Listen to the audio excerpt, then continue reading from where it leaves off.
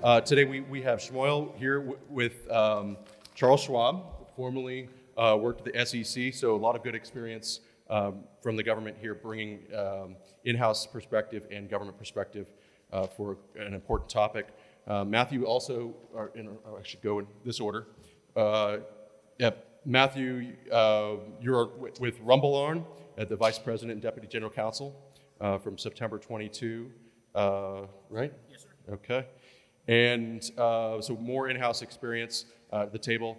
And then David is a partner with K&L Gates and is formerly with Department of Justice Criminal Investigations Department. So again, more government contract experience. So we've got a talented panel here today, and I will turn it over to Beth. Steal her notes now. Don't take mine. Thanks so much, Dana. We really appreciate it. Thank you all for being here today. We're happy to be with you, and I think this is a really great topic. It's going to build on what some of you may have heard earlier in the day, because I know there were some additional presentations that centered on compliance. Today, what we're going to try and do is first talk about the current regulatory and enforcement environment and some of the trends that are going on there, and then move to ways in which you can lessen the risk of a government investigation, including compliance, and also touching on things like internal investigations and self-reporting and things of that nature.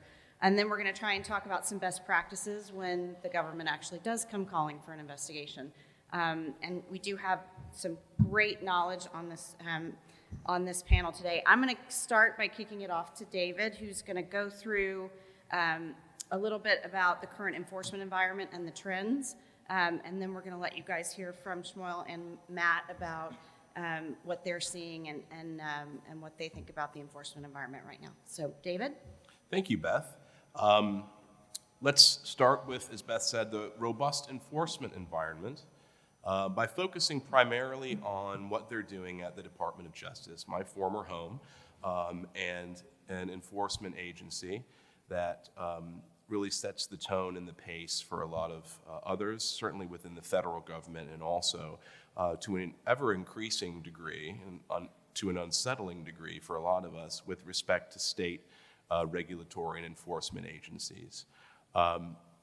Let's talk about the guidance that has been issued by the not so new administration anymore, but how they came into office and what they've been doing at DOJ. And you see that largely through pronouncements from the Deputy Attorney General, Lisa Monaco. The Attorney General is kind of riding the wave and does the speeches and is the face of the department. But in many ways, the Deputy AG is the Chief Operating Officer. She's really making things happen at DOJ. She is making pronouncements on corporate enforcement policies, on compliance programs. She, in many ways, is running the day-to-day operations of the department and the U.S. Attorney's offices.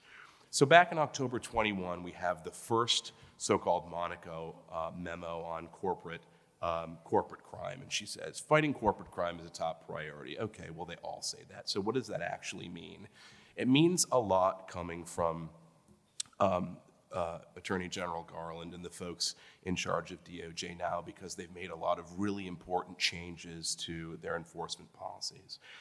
So yeah, fighting corporate crime is a top priority. What does that mean?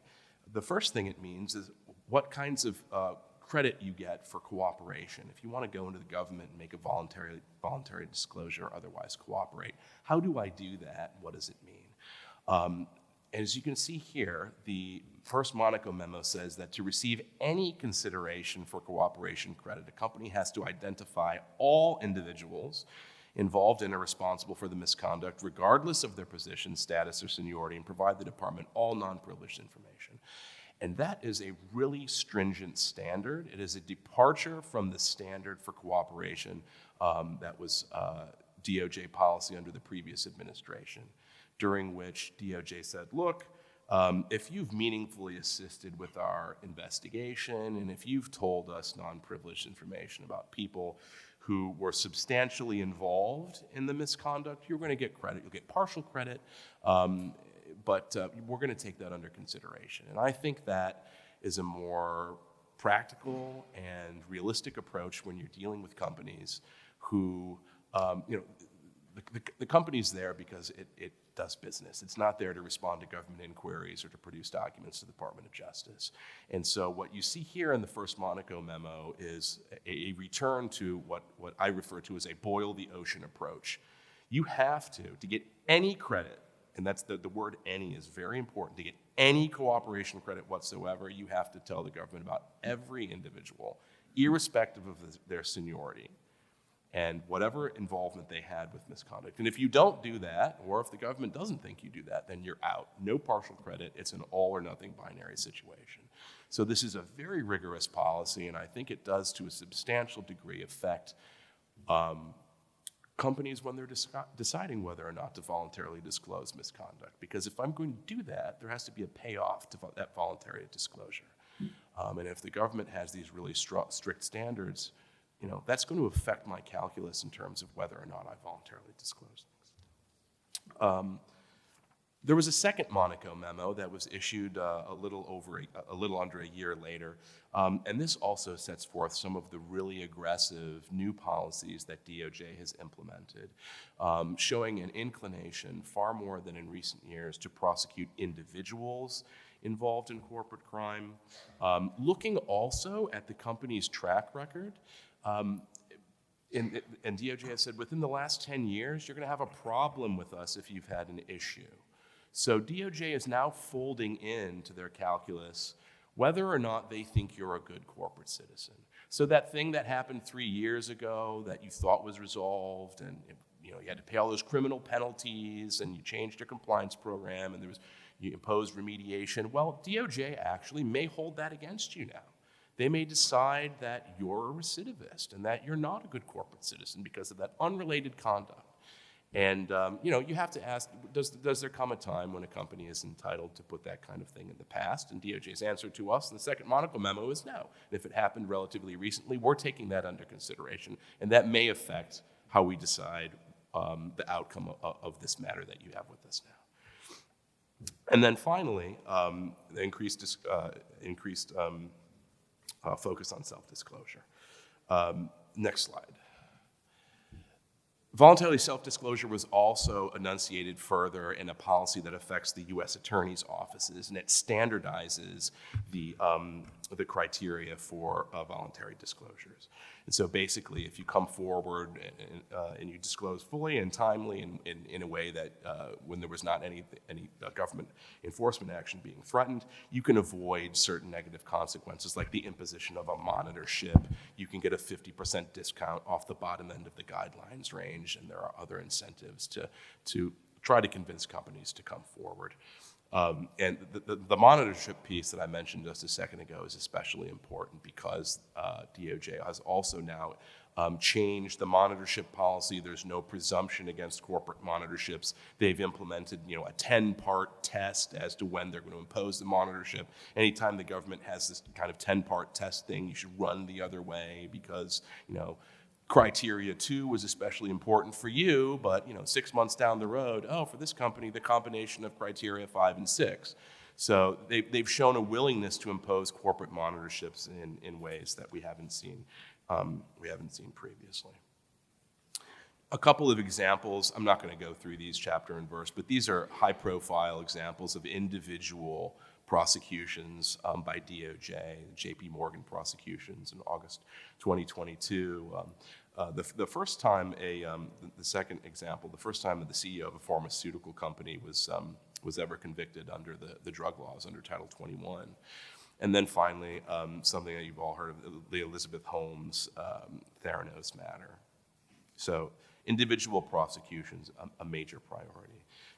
A quick example using for the foreign bribery statute, the FCPA, to show enforcement activity. You can see how it's just blown up since the mid 2000s. That's largely a function of increased resources, increased priorities for corporate enforcement within the FCA space, and just generally by DOJ.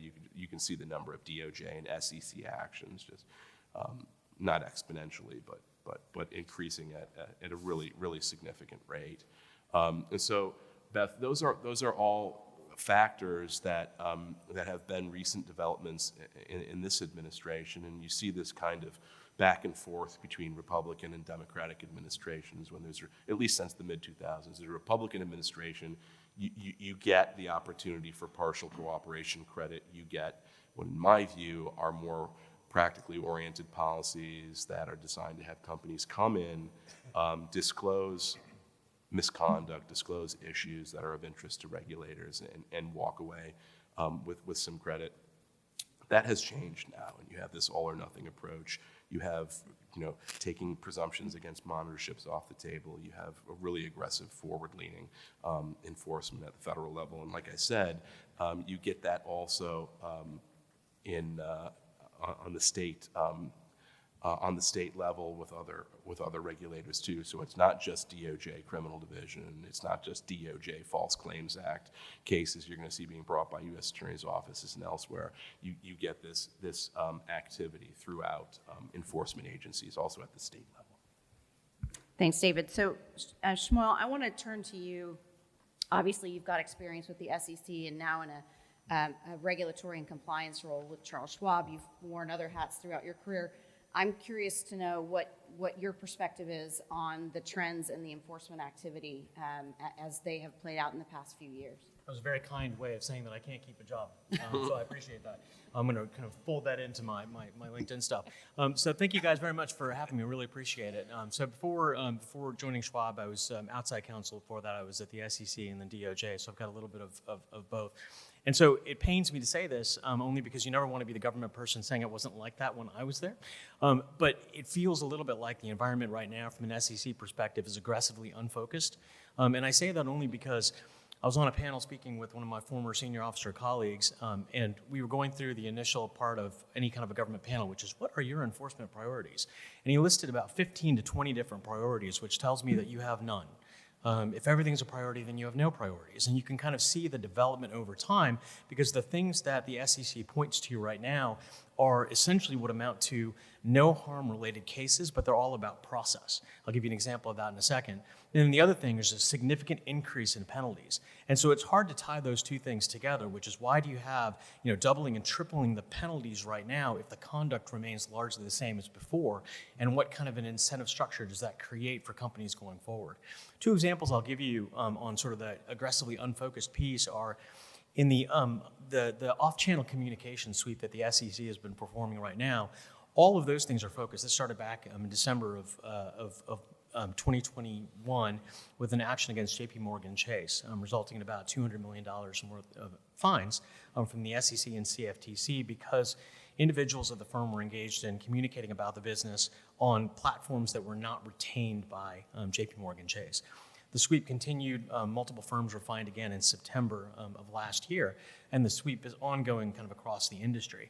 But at no point in time in any of the releases has the SEC acknowledged that there was any harm at all or even identified any harm. It was all about the potential for harm. It was that what could have been in those records, and then they point to the volume of the records and the nature of the transactions themselves. And so it was really the issue that you would prevent the SEC's fact-finding mission as opposed to identifying concrete instances of harm. But nonetheless, that was a $200 million fine. The second one is more recent, and it's the Activision case. In Activision was a company that was kind of riddled with issues related to workplace misconduct, largely around sexual harassment. They resolved a matter with the EEOC and the state for $18 million, essentially setting aside a pool of funds to address that conduct issue. The SEC came back on top of that and said, we're looking at risk factors. And you disclose in your 10K, and we find that you disclose a risk factor essentially talking about the fact that you are going to have challenges in the marketplace about retaining and hiring talent. And we're not seeing where you have factored into your process an evaluation of what the workplace misconduct is on whether or not that affects this risk disclosure. And that's going to cost you $35 million. So the conduct was 18. The process was 35. And so those things, I think, complicate the environment right now because it creates, there are too many things for a company to look at. It's very difficult to focus, which brings you back to that process point. And so all of this kind of focuses and deepens your kind of look on how do you prevent this from happening in the first place. Thanks. Matt, let me turn to you.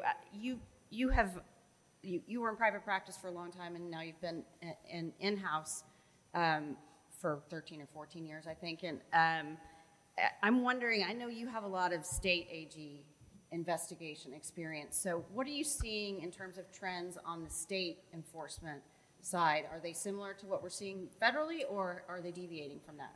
It's a little bit of yes.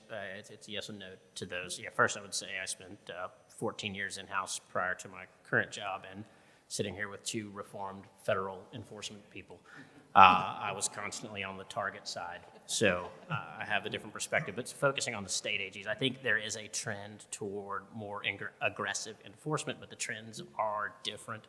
You don't see the bent toward criminal and individual criminal prosecution. That's not sort of a tool that they have or want to use.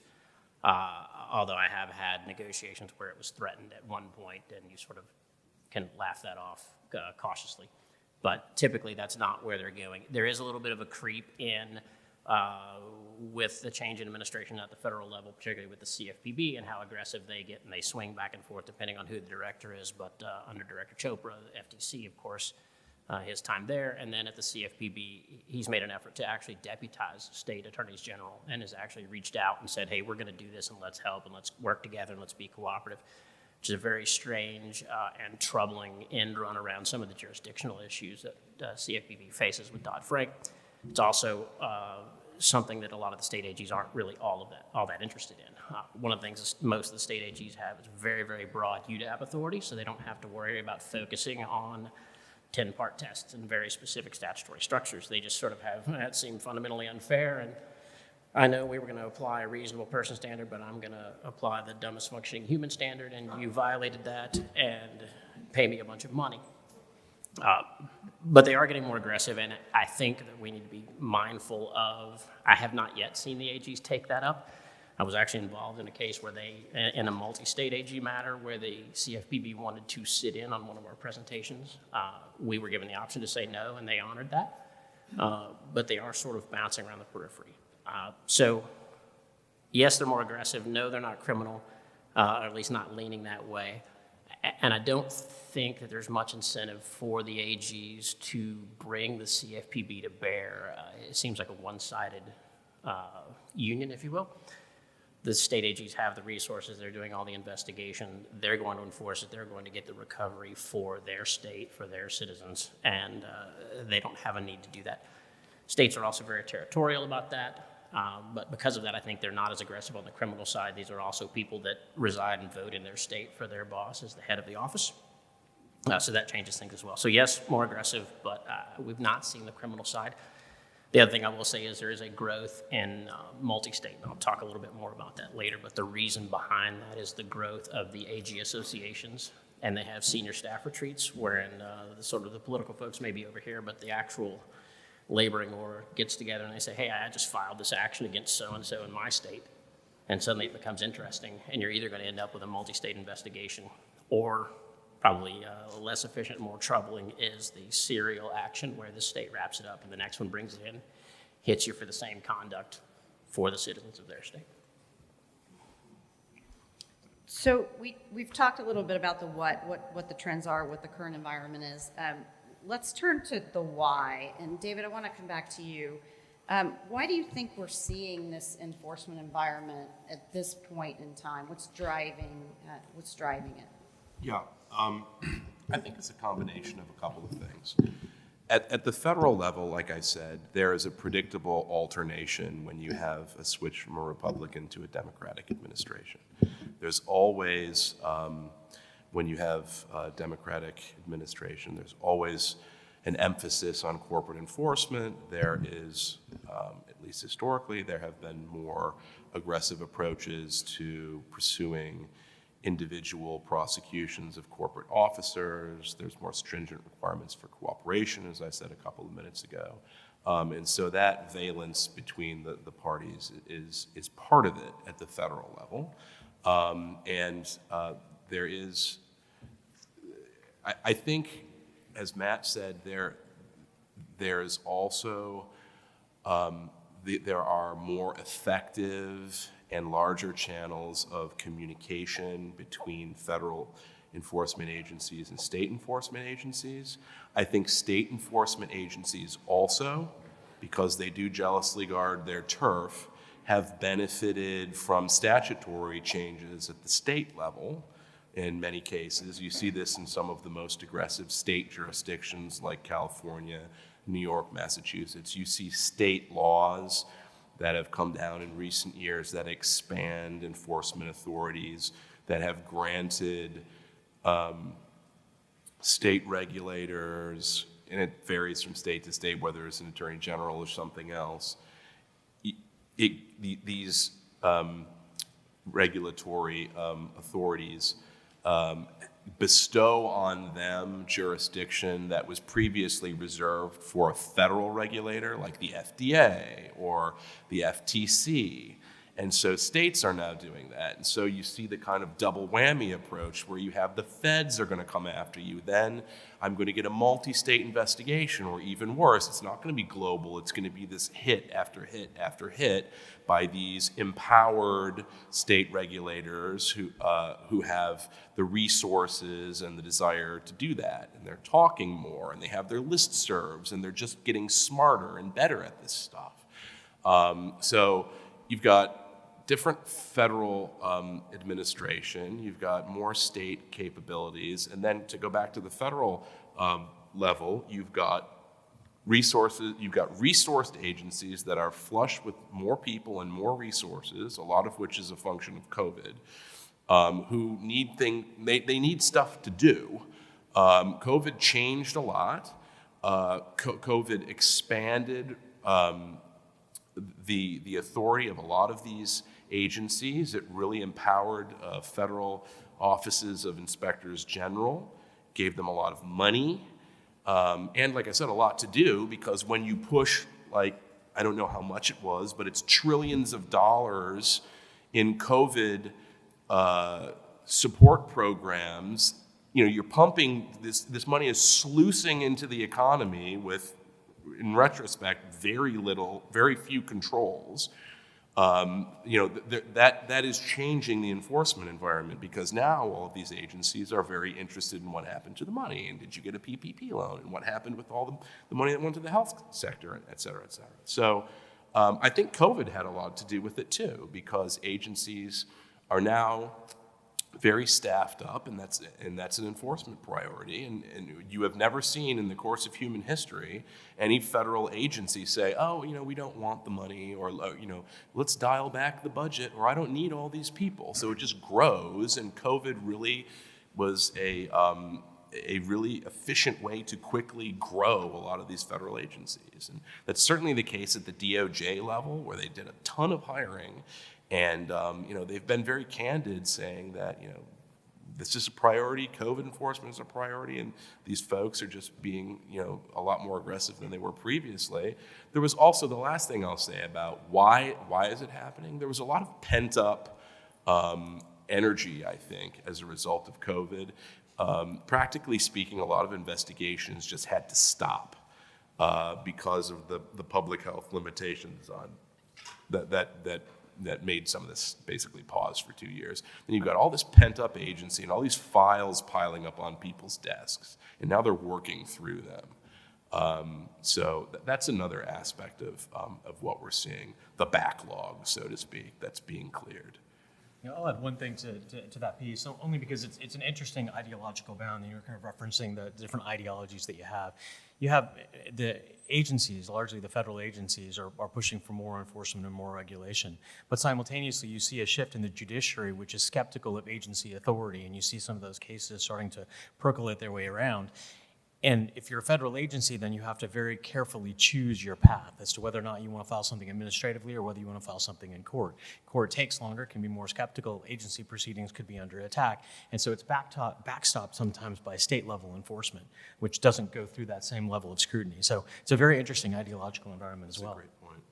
And then just really quickly, Matt was talking about state AG. Here's some significant state AG resolutions, which were, these are big headline items. Navient, which is 39 states. These are all multi-states. At Google, and then Jewel Labs. So, like I say, on the point that I made earlier about previously areas that were previously the province of federal agencies, jurisdiction was more or less or completely reserved to federal level, you see tobacco regulation, Juul, states, they have their own individual, tobacco regulators, but I think that's an example of states flexing new regulatory jurisdiction in ways that we just haven't seen before. So I'm going to skip ahead just a little bit because we're a little over half of our time, and I want to move because we really do want to talk about how we can lessen some of the risks in this enforcement environment. And so, David, I'll start with you. Just give us a few quick hits on effective compliance programs, resources people can use, how does a compliance program help you obviously lessen your risk of having the government come knocking? Sure. When they come knocking, you want to be ready and you want to have a really good story to tell. So understanding why compliance programs actually matter is important. They're expensive. We've never had a problem. Why do I need to do this? Well, against the backdrop that we've been discussing, it's more important than ever. And here's 4 reasons, generally speaking, why they matter. You're going to prevent the violations from occurring in the first instance. You're going to reduce certain risk factors like shareholder suits or government investigations if you've got a well-run shop in the first instance. Number 2, if there is a problem, prosecutors, enforcement agencies, regulators, they see this stuff. And they may say, hey, you had a good faith, you had a program here, you've taken good faith efforts, we're not holding you to a standard of the perfect company when nothing ever happens, and you're going to get substantial reductions in your penalties as a result of your compliance program. Number 3, it can also be a basis for avoiding criminal charges. For the company, if there was individual misconduct, you've got a good program in place, it's proactive, it was a good faith effort, you had individual misconduct, okay, well the company is spared and the government's going to focus on the bad actor individuals now. And then 4, as I mentioned earlier, monitorships, you have a good program in place, the government's not going to be that inclined to impose a monitor. There's a pull quote here, again, from Deputy AG Monaco about how companies need to proactively put this stuff in place. And I'm going to go through some of these really quickly. I think you have this in the handout, so I'm not going to belabor every slide. But Hey, can I summarize your 4 points into one? Yes. So as lawyers, we're really good at blaming other people for our problems, right? And that's kind of what a compliance program is. It's really just basically saying, like, it's not the company's fault, it's the person's fault. So everything that you do is designed to make sure that it's an outlier individual and not the company. So when I look at the 4 factors, it's nice to think about it that way, but if you reduce it down to the whole single point, it's like, how do I make sure that any individual conduct that I don't like is isolated? And that's really it. It is, because you have a fiduciary duty to the company, or the board does, and so they have to take steps to make sure that you're offloading this risk to individuals. And if you don't have an effective compliance program, or you have a paper program, or you don't have a program, you don't have a good story to tell in that respect. I'm going to go through some of these very quickly. DOJ wants you to have the program in place at the time that something has already happened, and they always are going to look at the nature of the program you have in a corporate resolution.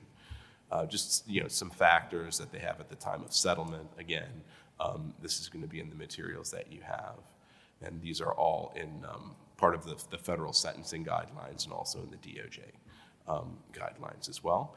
And we've given you also in your materials several examples of companies that have completely avoided any kind of criminal liability. They've avoided a deferred prosecution agreement, and they've avoided fines and penalties because they had a good program in place. So just one example, very recently from March 2022, there was a declination of prosecution because they had a great program in place. So if those structures are there when the government comes knocking, oftentimes that's going to mean no criminal exposure for the company whatsoever.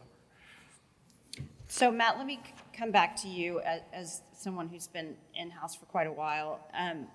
What do you think the challenges are to implementing an effective compliance program, and what are some of the strategies you've used to sort of overcome those challenges?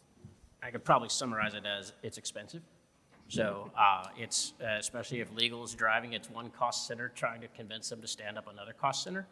So that's probably your single largest at a high level, the biggest challenge. But I would say perception and resource allocation are the two challenges that you have to work to overcome. One is the perception of your legal department, your lawyers. Not only are they cost center, are they the home of risk avoidance, or is it about risk mitigation?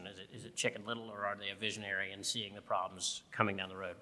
I've always said when working with my colleagues that we don't want to be the department of no, we want to be the department of how about not that way, which is to serve and align our sort of advice and services and guidance with the business objectives. So you need to really understand the business objectives. You need to serve those. You can't just sound the alarm at everything, because if you do absolutely nothing, you won't violate any laws, but you won't be in business very long.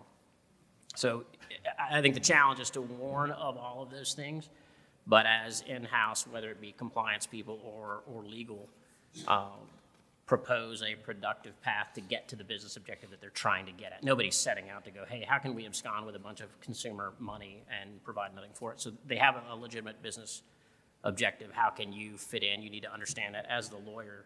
If you can understand that and show value and tailor your advice to your company's appetite for risk within reason, then you're going to overcome the perception. On the resource allocation, as I said, it's one cost center asking to stand up another one.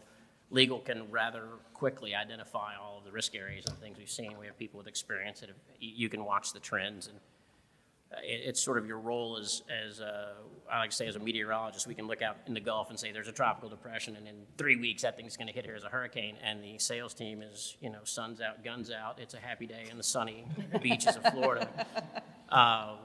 So they sort of don't process the warning that you're trying to give them. But I think if you know the risks and strategies, how to translate it for your business, show that you're trying to work toward the objective that they're trying to achieve, and then you have to explain and make it real. The cost of compliance and a compliance program is high, but the cost of non-compliance is very high. So when you get into these things, just the mere investigation, I was kind of hearkening back to the great Ross Perot parodies, right? And then NAFTA, there's going to be a giant sucking sound. You get the investigation letter, the meter starts running. Ample firms and advisors will be standing outside willing to help you, but just the cost of compliance with the investigative side.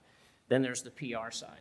Attorneys General, we joke about the National Association of Attorneys General being the National Association of Aspiring Governors. They love a good press release, so you can negotiate your way through it even if you do nothing wrong. You're going to get that press release at the end, so if you're publicly traded, that's going to hurt. So if you lay all of these things out to your business leaders, I think they'll get it. And then I think the last one, I was fortunate enough to have this, and it's a bit of schadenfreude, but sometimes the best strategy is someone else's tragedy, which is we had a competitor get hit for a $175 million FTC penalty. And I was in the room when another officer said, if it weren't for Matt, that might have been us. So when you can show and make real, it's not a hypothetical that you're going to get hit and it's going to cost. You can sit there and say, how would you like to have disclosed this in your 10K or your Q that you took a $175 million hit?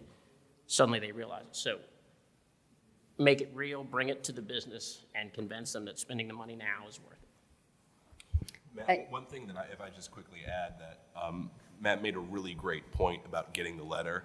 The process is the punishment.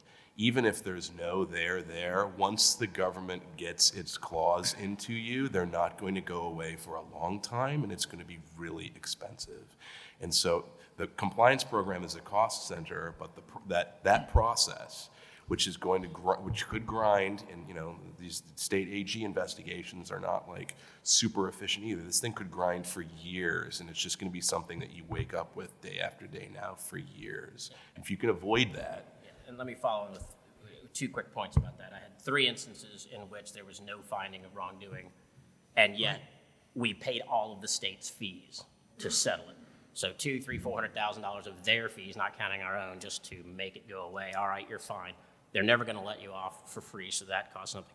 And the other one is that the negative view of your legal department or your compliance department as the sales prevention staff, and I like to refer to it, you look at that $175 million, we are the profit retention team, not the sales prevention staff. Mm-hmm. I'll add one more thing to that, and no offense, when I was at Justice, when I was at the U.S. Attorney's Office, and we would always joke that, like, generally speaking, how training worked for us is that Maine Justice would screw up a prosecution and the field would get 4 hours more training.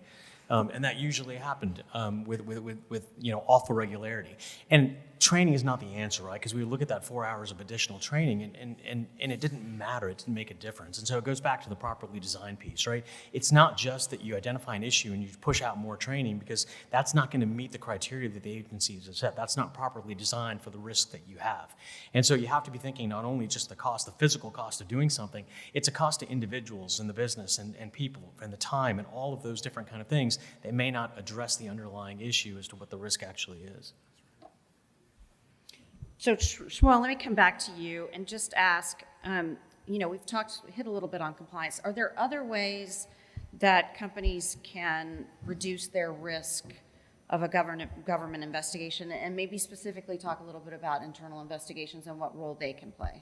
Yeah, absolutely. So, one of the things that you try and do, and it gets back into the idea of how you handle whistleblowers and how you handle identified internal issues, and then it flows out all the way into self-reporting at the end of the day. And I think the most important thing is to set up a conduit by which legal and compliance and internal audit can receive information in an organic way that you can actually take action and do something relatively quickly, transparently, and efficiently.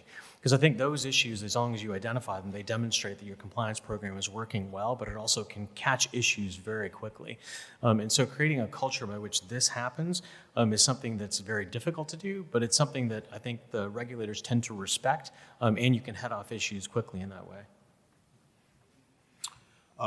Shmuel, I would just draw everybody's attention to the slides. Shmuel was talking about properly designed programs. We've got, you can see broken out here, what does that actually mean? Can you identify the risks? Know your business. Where are the main risk vectors? Do you have the right policies in place? Is there, as Shmuel said, is there an effective reporting structure? It's also got to be effective. Does it have the resources to run? Is it empowered to run? Is it independent?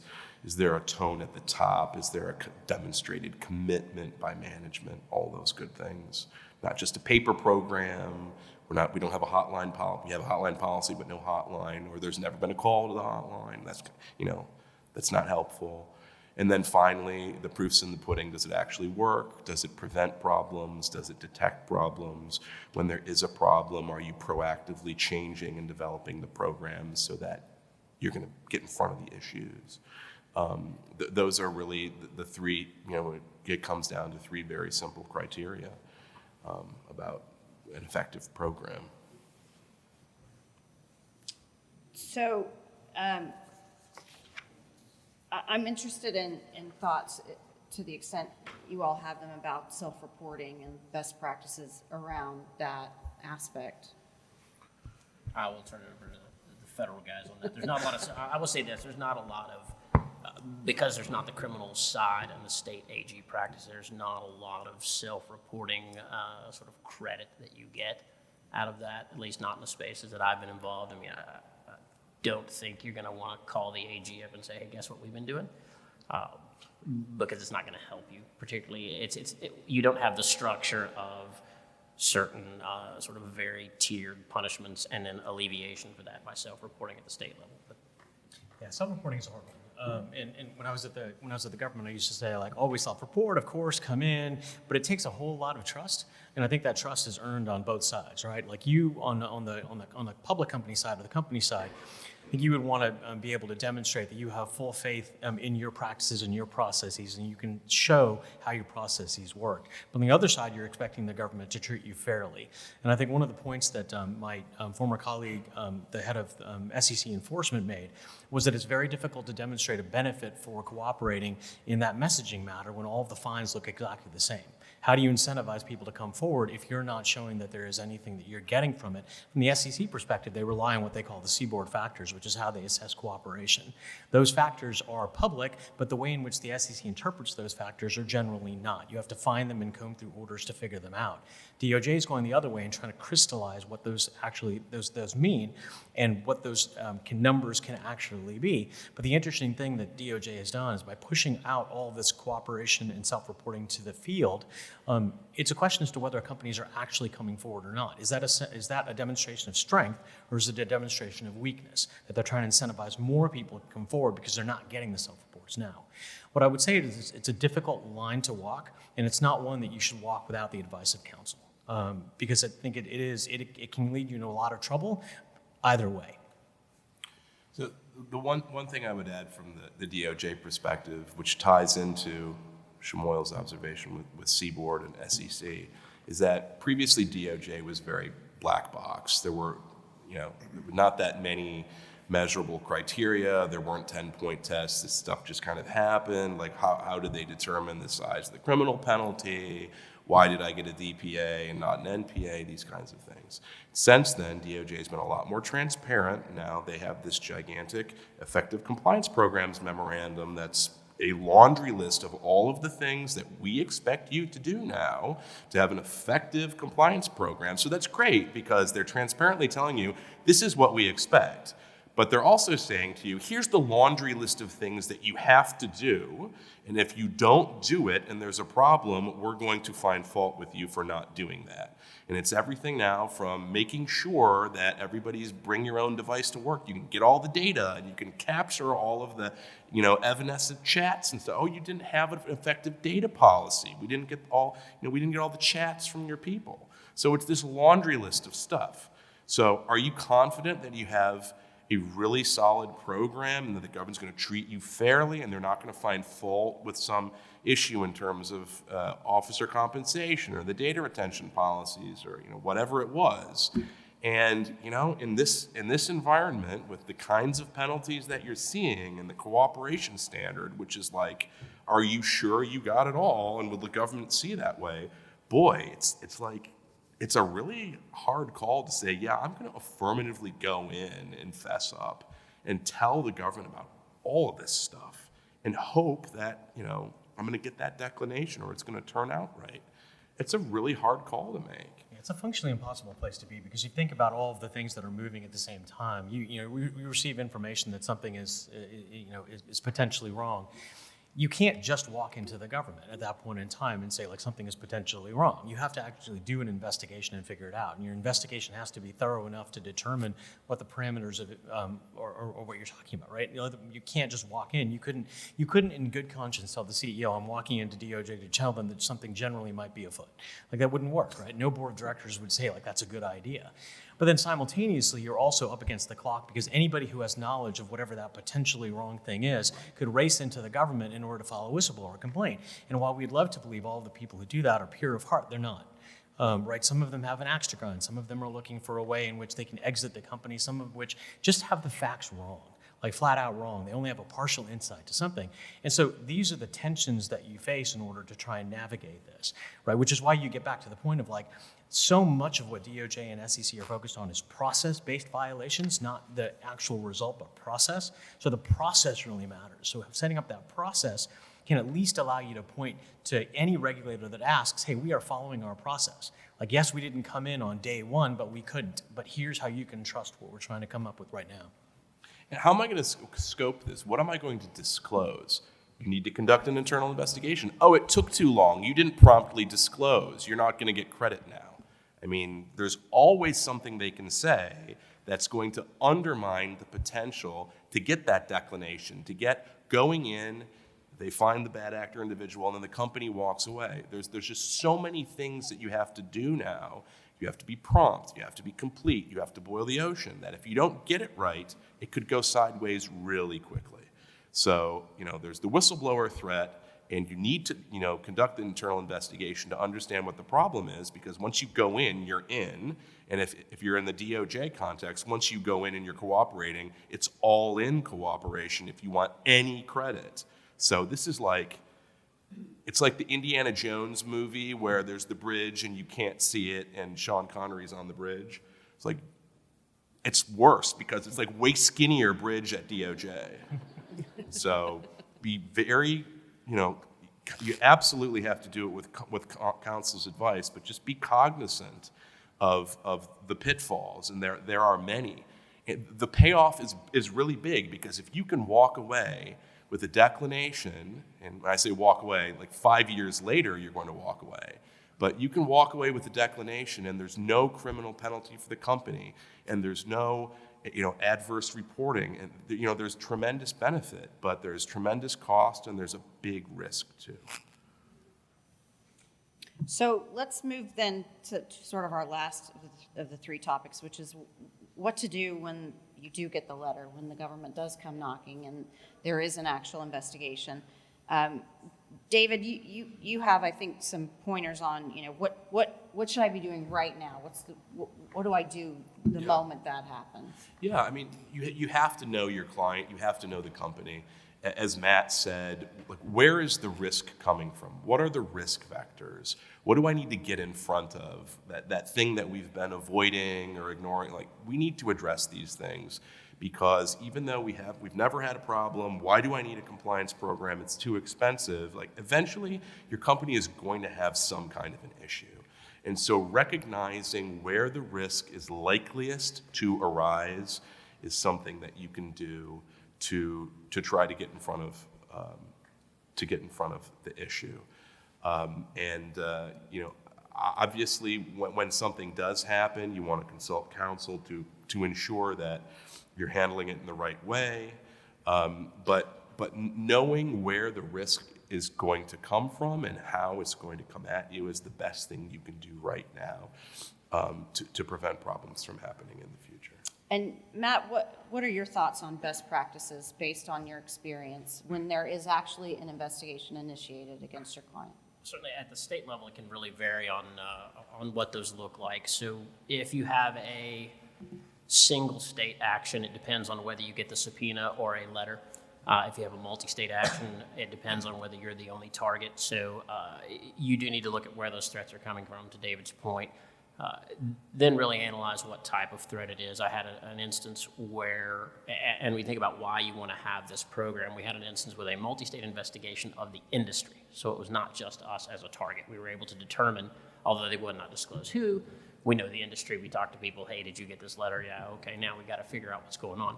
One of the things we did was we reached out to the lead group to say, hey, we think there's a misconception here. I know you have a concern about the industry. Let me tell you how we do things. So we made a presentation. It wasn't to say we do this and the other people don't, but it was we got to speak first. And so we were able to say, here's our program, here's what we do. I don't know what those other guys do, asterisk, those other guys don't do this. And if you're going to be upset with somebody, or at least let's make it relative. So if you know where your threats are coming from, and you have to know the type of threat, that's why you want to be able to have those programs. And if you can distinguish yourself, do so. The other point I would make in the state AG matter, if you have a multi-state, one of the challenges you have as a company is as they start boiling the ocean for you or making you boil it, is you end up turning over a lot of competitively sensitive information. And FOIA is a problem, and how things get produced is a problem. So we were actually battling within 18 or 20 different AG's office to get the right one to send us the letter. And we got into it early, so before it was a subpoena, it was a letter of investigation. We cooperated, and we got the right office to send it, and then they had a statute that protected it, and they could share within the group. Whereas if somebody else was leading the charge and we had to produce it to them, it'd be subject to a FOIA request. Your competitor can then send it and get all the sensitive information. So be aware of your threat, be aware of who's leading it, know the office, know the risk. And to that point, if you can see it ahead of time and have something to say about it, it's progress, not perfection. Identify where the risks are coming from, knock some of those out. And Shmuel, you've been on both sides, so give us your thoughts about best practices. Yeah, I would say very rarely have I gotten a regulatory inquiry that I was ready for, that I was like, okay, this is great. I'm ready to answer all these questions. And so in some ways, your element is to buy some time, right? And I don't mean buy time and sort of stall things forever. What I mean is buy time so you can credibly establish the parameters of what they're looking at and get some credibility to kind of follow your process, right? And so generally speaking, with either the SEC or DOJ, they're willing to allow the company to do some element of work as long as there's going to be some element of reciprocity associated with it. And so if you can establish the transparency of what you're trying to do, make sure it accords with their expectations as well. And share information as it develops, you're going to be able to tread on that to have at least a little bit of time to get your arms around the issue. And so for me, it all comes down to that element of credibility and transparency, that you're establishing that line of communication, that you know it exists, you've been proactive, you're taking the steps that you need to, you're not going to let things drag out indefinitely.